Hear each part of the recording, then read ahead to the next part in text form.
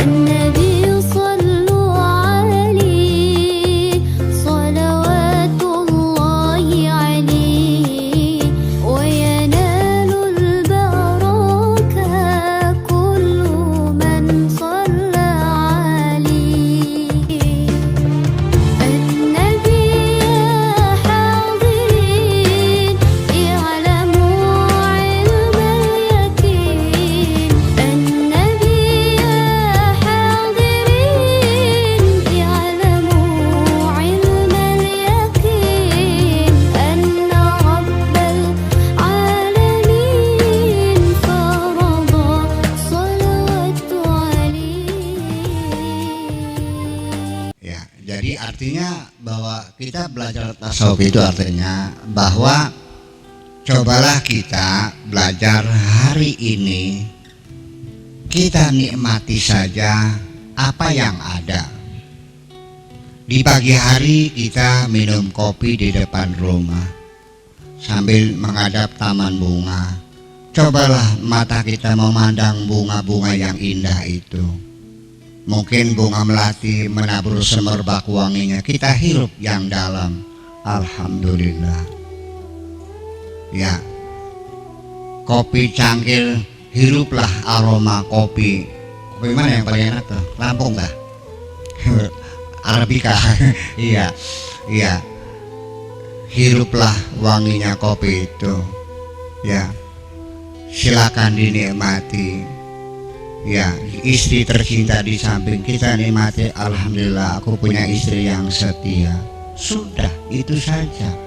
Jangan kita duduk di depan rumah secangkir kopi di depan bunga, tapi pikiran kita kembali ke sana memikirkan penderitaan masa lalu. Kalau begitu, kapan Anda bahagia? Kapan Anda bahagia?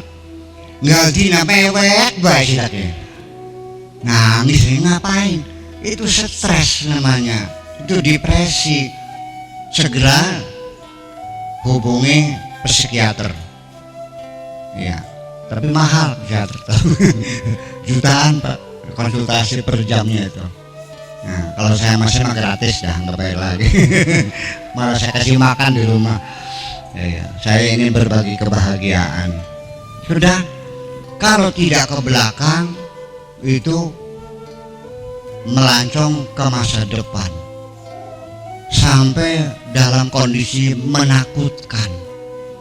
Yang paling lucu adalah semua orang hampir selalu bertanya, nanti besok pagi, nanti besok saya makannya dari mana, nanti anak sekolah saya biayanya dari mana, nanti kalau saya sakit berobatnya bagaimana. Ngapain lu mikirin masa depan yang kamu tidak tahu? Saya mau nanya pada bapak-bapak dan ibu-ibu, ada yang tahu nggak apa yang terjadi besok? Besok masih hidup nggak kira-kira? Nanti kita matinya di mana, tahu nggak? Wa ma tadri nafsum madza taksibu ghadan wa ma tadri nafsum bi ayyi ardin tamut. Kita tidak tahu. Nah, kalau kita memikirkan sesuatu yang kita tidak tahu, menurut ibu-ibu benar nggak? Memikirkan sesuatu yang kita tidak tahu, berarti kita melakukan suatu kedunguan di sini. Kedunguan berpikir, memikirkan sesuatu yang tidak tahu. Yang kita tahu adalah hari ini. Jadi artinya ini apa? Ini merencanakan hari esok. Iya, kita tidak bisa tidak selalu setiap orang akan merasakan besok bagaimana. Tapi jangan menimbulkan ketakutan. Ya, yang penting yang kita ketahui hari ini, sebab hari esok bagaimana bisa kita baca melalui apa yang terjadi hari ini. Dan hari ini terjadi adalah karena praduga kita, karena estimasi kita kemarin. Jadi yang lebih baik adalah hari ini pekerjaan kita selesaikan semuanya dengan sempurna. Lalu setelah itu akan muncul kepercayaan diri, self confidence di dalam diri kita sendiri. Dengan gagah perkasa menantang hari esok. Wahai hari esok, silakan berbuat sesuka kamu. Hari ini adalah hariku, telah kujalani dengan sempurna. Hebat nggak tuh? Hebat. Jadi pada akhirnya bahwa ketika kita menyelesaikan pekerjaan hari ini dengan sempurna, itu sama dengan kita mempersiapkan hari esok yang lebih baik. Jangan memikirkan lalu penderitaan, memikirkan masa akan datang menjadi kesengsaraan, hari ininya tidak dinikmati. Ini adalah kedunguan orang berpikir. Nah, ini yang dikehendaki oleh tasawuf itu, ya artinya kita harus paham bahwa besok kita boleh merencanakan, tetapi di penghujungnya kita harus pasrahkan diri kita kepada Allah. Ya, bergantung kepada ketentuan Allah, sehingga nanti akhirnya kalau kita dalam merencanakan apapun dari awal kita sudah menyerahkan kepada Allah, silakan Allah, yang penting aku berencana, yang menentukan engkau, aku serahkan segalanya kepadamu. Apa yang terjadi? Kalau diawali dengan kepasrahan, kalau dia berhasil, tidak akan lupa diri. Kalau gagal, tidak akan gantung diri. Tetapi kalau awalnya itu mengandalkan kekuatan yang kita miliki, memastikan hasil yang harus, target yang tidak bisa ditawar-tawar lagi, dengan segala ancaman dan sebagainya, maka ketika berhasil akan lupa diri dan gagal akan gantung diri. Kedua-duanya menjadi penderitaan. Makanya sudah yang penting areh nafsaka anitadbir, sudah yang penting duduk yang manis saja, nggak usah repot, semuanya sudah ada yang menanganinya. Andaikan kita ini minta kepada Allah supaya diberi tugas dalam memprogram kehidupan kita, nggak usah banyak-banyak lah, satu saja. Allah kasihkan tugas kita, ya sudah, saudara Ibnu, saudara Habib Ronald, kata Tuhan, saya kabulkan Anda, saya libatkan dalam programming hidup Anda ini.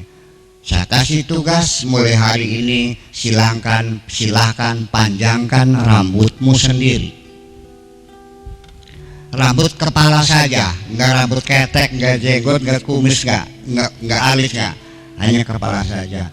Insya Allah seumur hidup kita tidak bisa berbuat apa-apa, hanya narik rambut saja 24 jam kali 24 jam. Jadi sesungguhnya ini bukan teori, dalam realitanya kita hanya disuruh duduk manis saja, yang penting laksanakan perintahku. Dari sejak awal kita tidak dilibatkan, ini pendahuluan dulu, tidak dilibatkan dalam hal apapun. Yuk kita bertanya, ibu-ibu, saya mau nanya, Anda keluar dari perut siapa? Haji Maskunah umpamanya. Saya nanya, apakah itu pilihanmu? Tidak. Apakah ibumu bercita-cita ingin melahirkan kamu? Saya yakin kita ini orang tua nggak pernah bercita-cita pengen bikin anak kok. Anak itu keluar hanya akibat dari.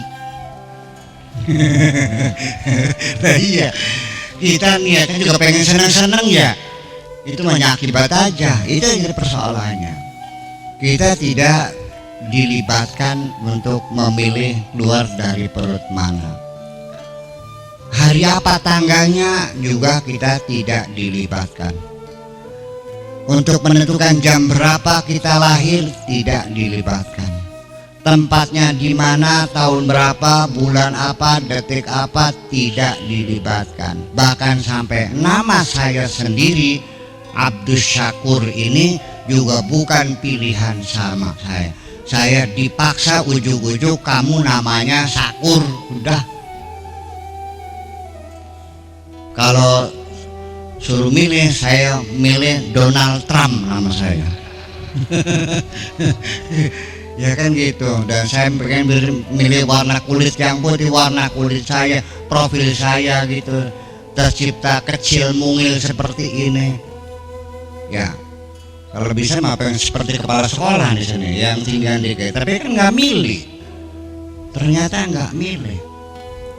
Sampai rezekinya, jodohnya, sampai kesehatannya, sampai nanti kematianku pun tidak dilibatkan. Yang penting duduk manis, arih nafsaka anit tadbir. Masih nggak percaya juga? Percaya nggak? Nah, sampai detik terakhir kita pulang juga tidak akan ada the early warning. Tidak ada pemberitahuan awal, tidak ada notifikasi peronar. Nggak ada. Pokoknya bagtatan, dengan tiba-tiba. Dan ketika datang saatnya tidak bisa ditunda sedikit pun dan tidak bisa diajukan sedikit pun. Idza jaa ajaluhum la yasta'khiruna sa'atan wa la yastaqdimun. Tidak bisa tidak, kita pasti akan mengalaminya semua. Dan kita dipaksa oleh Allah harus serahkan semuanya kepada Allah. Mati di mana saja, kapan saja, dan dengan cara apapun. Yang penting engkau nikmati saja. Ya, engkau kulahirkan, ku ciptakan di dunia ini sebagai tempat sementara, dan silakan Anda bersenang-senang. Begitu hebatnya Allah menawarkan, kitanya yang kurang ajar. Walakum fil ardi mustaqarrun wa mata'un ilahin. Silahkan untuk sementara tinggal di sini dan silakan bersenang-senang. Kitanya pengennya susah. Ya kenapa? Jadi artinya ketika kita tidak mau duduk manis, ini psikologis. Kalau saya tidak mau duduk manis, selalu memperingatkan Pak Ibnu Hajar, mobil tune up dulu, ganti oli, cek dulu. Artinya beliau akan mengatakan, Buya Syakur masih belum percaya kepada saya. Jadi ketika kita tingkah laku seperti itu, Allah juga akan mengatakan kepadamu, hai manusia, kalau begitu engkau belum percaya kepadaku. Teruji di sini. Iya. Saya mau nanya ibu-ibu, andai kan kena penyakit kanker, mau nggak bu? Kalau matinya tabrak mobil mau nggak? Ketembak mau nggak? Kalau tenggelam mau nggak? Atau kapalnya jatuh mau nggak? Ya mau mati kun marane. Kun marane mau mati, itu namanya tidak mau mati. Yang tidak mau mati, mati enggak? Yang ingin mati, mati enggak? Yang merindukan mati, itu persoalannya. Jadi kita tidak sadar bahwa selama ini kita tidak pernah mempercayai Tuhan, hanya mempercayai sekedar ada, tapi kekuasaannya kita tidak pernah memberikan kepercayaan, jujur saja. Jadi tidak semudah itu kita memusyrik-musyrikan orang. Jangan-jangan kita musyrik sendiri. Ya, tanpa kita sadari. Iya kan? Seperti itu. Jadi artinya bahwa nanti di penghujungnya mah yang mau mati ya mati, yang ngumpet-ngumpet ya mati, walau kuntum fi burjin musyayyadah, sekalipun engkau bersembunyi di benteng yang dicor tebal. Bu, bentengnya cornya cor baja, tebalnya 50 meter. Bayangkan, corba aja tembus nggak? Ketekak belikin. Tidak ada masalah. Jadi gimana? Ya pada akhirnya kita serahkan kepada Allah. Ya Allah, aku siap pulang kapan saja, dengan cara apapun, di mana saja dan kapan saja. Yang penting Engkau ampuni segala dosa-dosaku. Itu yang paling hebat. Wa qalu sami'na wa ata'na ghufranaka rabbana wa ilaikal masir. Sami'na, siap kami terima segala ketentuanmu. Wa ata'na, dan siap kami taati semuanya. Tidak ada penyangkalan dari kami. Ghufranaka, yang penting ya Allah ampunilah kami. Wa ilaikal masir, karena bagaimanapun aku akan kembali kepadamu. Begitu indahnya dibaca setiap tahlil, betul nggak? Lah kenapa? Dibaca nggak bu kalau tahlil? Dihayati nggak? Nggak. Itu nggak ngerti. Ya Allah ya Rabbi. Yang ngapal alpi aja. Alpinya itu hafal itu masalahnya. Iya.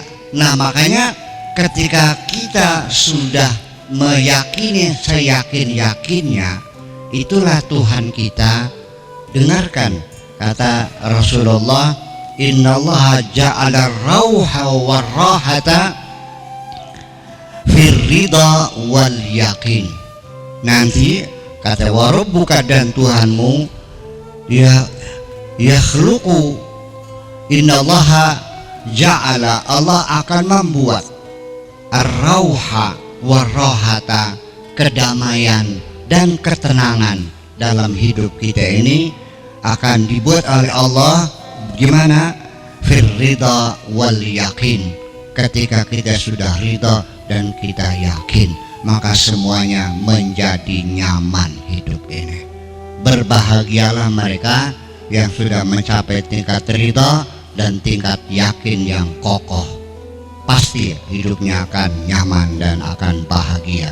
Tanpa itu, sekalipun materi berlimpah ruah, yuk kita lihat terlalu banyak orang yang materi berlimpah ruah tapi tidak punya waktu untuk menikmatinya. Bahkan sampai hukuman Allah langsung, harta berlimpah ruah tapi tidak boleh menikmatinya. Ada lagi harta berlimpah ruah tapi hartanya itu menyiksa hatinya sendiri. Sok milih yang mana? Tinggal milih aja. Nah itulah kenapa, karena dari awalnya kita ada penyangkalan. Jadi sebabnya kita menderita ini adalah karena awalnya kita menyangkal, tidak menerimakan ketentuan Allah. Beli turia wis bokat kudu nemeng konon selesai kok. Ya udahlah. Ini motivator juga bagus. Ketika engkau gagal, jangan sekali-kali mengatakan gagal. Katakanlah keberhasilan yang belum, ya keberhasilan yang tertunda. Itu juga lumayan. Iya kan? Tidak putus asa lumayan. Tapi kalau saya mungkin lebih dari itu dong. Ya kan? Jangan pernah mengatakan gagal, tapi Allah memilihkan waktu yang lebih tepat untuk diri kamu. Iya, jadi kadang-kadang keberhasilan kita kalau tidak tepat waktunya menjadi musibah. Ketika saya masih muda, ya kan? Masih belum punya istri, masih sendirian. Gaji saya besar. Ya kan, uang berlimpah ruah. Apa yang terjadi? Masih bujangan, uang berlimpah ruah. Apa yang terjadi? Kerusakan pada diri manusia. Percaya nggak? Ibu punya anak masih umur 21 tahun. Dia pegang uang 100 miliar. Kayak bener nggak bu? Yakin nggak dia tidak orang benar? Rusak semuanya itu. Jadi Allah juga mengatur kapan Allah ngasih rezeki kepada kita. Kalau sudah punya istri, sudah punya anak, usia sudah mapan, sudah 40 tahun, sehingga kita bisa mengendalikan emosi. Betul nggak? Jadi ini Pak Hamzah sama Pak Ronald juga, ini ketemu juga kan diatur Allah nih, betul nggak? Nggak pernah duga-duga. Nah makanya jadi kita yang penting bahwa apapun yang gagal itu coba kita tafsirkan sekali lagi supaya jangan ada kekecewaan, bahwa apabila kita sudah ridha, sudah yakin, maka kegagalan apapun tidak akan membawa penderitaan pada diri kita. Saya ingin mengatakan, melihat suami tidur mendengkur menyebalkan gak Bu? Rungsing beli Bu, laki ngorok kayak kebo disembelih. Udah sedang di tengah ngantuk, anaknya ngek nangis lagi, lapar nyusuin, baru tidur sebentar ngek lagi, kencing dan dipopok lagi, baru ngatur lagi ngek lagi, lagi sampai pagi. Baru ngantuk dikit, burung-burung di pohon cacat cicit, menjengkelkan enggak? Semuanya menjengkel. Kenapa? Karena hatimu sedang gaduh di situ. Percaya enggak? Tapi ketika hatimu dalam kemesraan, dengarkan baik-baik, dengkuran suamimu orkes irama. Ya, iya. Waktu sedang dongkol mah rasanya pengen tak sumbel karo kos kaki gendus. Iya. Dan suara bayi menangis di malam hari, suara yang paling merdu alam dunia. Dan suara burung berkicau menambah indahnya pagi hari yang cerah itu. Kenapa? Karena hati kita sedang damai. Maka jangan pernah kau korbankan kedamaian hatimu hanya karena memikirkan sesuatu yang di luar tugasmu itu. Serahkan saja semuanya kepada Allah. Wa idza azamta fatawakkal 'ala Allah. Jadi kegagalan itu jangan bawa penderitaan, tapi kita terima barangkali ya sudah, barangkali belum rizkinya saya, barangkali bukan nasibnya saya. Itulah makanya sejak awal sebaiknya kita ini serahkan saja biar Allah yang memilih. Karena Allah mengatakan, mau percaya silakan, enggak juga silakan. Innallaha yakhluqu wa yakhtar. Allah yang menciptakan dan Allah yang memilih. Makana lahumul khiyarah. Mereka tidak diberi ruang untuk memilih. Tetapi juga sulit manusia untuk tidak memilih. Selalu pengennya milih. Padahal pilihan manusia kaedahnya pala pilih bo. Nah, itu peribahasa itu adalah lahir dari pengalaman yang berulang-ulang. Pengalaman kemanusiaan menjadi peribahasa pala pilih boleng. Itu artinya kehidupan sehari-hari terlalu banyak orang yang salah pilih. Betul nggak? Air susu dibalas dengan air tuba, itu peribahasa dari peristiwa berulang-ulang pada kemanusiaan. Banyak orang berbuat baik dibalasnya dengan kejahatan. Jadilah peribahasa air susu dibalas dengan air tuba. Kalau peribahasa Dremayu pada kalau nulung kiri kecempet, anjing terjepit pintu, kita tolong lepaskan malah gigit kita. Nah, itu kehidupan sehari-hari. Jadi kalau kita memang tidak tahu, ibu-ibu kalau tidak paham berlian, sebaiknya konsultasi kepada ahli berlian. Jangan sampai tertipu nanti belinya beling. Buya, saya mau beli berlian, tolong pilihkan mana yang paling bagus gitu. Karena saya kan sudah melanglang buana ke Antwerpen sana. Antwerpen itu tempat penggosokan berlian yang paling hebat seluruh dunia. Antwerpen itu perbatasan Belanda dengan Belgia di situ. Ini pengalaman saya panjang kan gitu. Nah mas saya dong, udah comot oh dia berling gue. Lah iya, makanya tanya dulu fas'alu ahla dzikri in kuntum la ta'lamun, supaya jangan pilih. Nah sesungguhnya kita ini dianjurkan oleh Allah untuk berkonsultasi, minta restu, minta izin dari Allah apapun ketika kita muncul keinginan. Makanya diramu dalam satu ibadah formal namanya sholat istikharah. Itu artinya minta penjelasan dari Allah Subhanahu wa ta'ala. Tetapi nyatanya istikharah tidak pernah dipakai kecuali sekali ketika akan kawin. Kalau milih jodoh baru istikharah ya. Tapi kalau bikin rumah istikharah enggak? Ngelamar kerjaan enggak? Beli tanah enggak? Bikin usaha enggak juga? Jadi Allah kepakainya hanya sekali ketika kita mau kawin.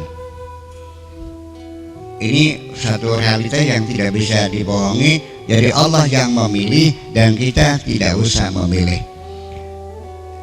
Artinya begini, andai kan ada orang itu mengatakan bahwa ini kan wajib ikhtiar. Ini saya ketemu dengan ulama syariat, wajib. Oke Pak Kiai, kalau memang ikhtiar itu wajib boleh dah. Kalau wajib saya siap menjalaninya. Lalu kalau ditanya apa pilihanmu, saya akan mengatakan pilihanku adalah untuk tidak memilih. Tidak memilih pilihan bukan? Pilihan dong. Saya serahkan biar Allah yang memilih. Saya yakin pilihan Allah pasti tepat dan pasti yang terbaik bagi saya. Itu persoalannya. Jadi apakah kita bisa melepaskan ambisi untuk memilih? Selagi kita masih yakin kita punya kemampuan, kita tetap sadar tidak sadar akan melakukan upaya untuk memilih. Tetapi kalau hati kita sudah awalnya bahwa kita tidak punya apa-apa dan kita tidak bisa apa-apa, maka kita akan ada ketergantungan kepada Allah untuk Allah yang memilihkannya. Kalau hati kita sudah awalnya bahwa kita tidak punya apa-apa dan kita tidak bisa apa-apa, maka kita akan ada ketergantungan kepada Allah untuk Allah yang memilihkannya.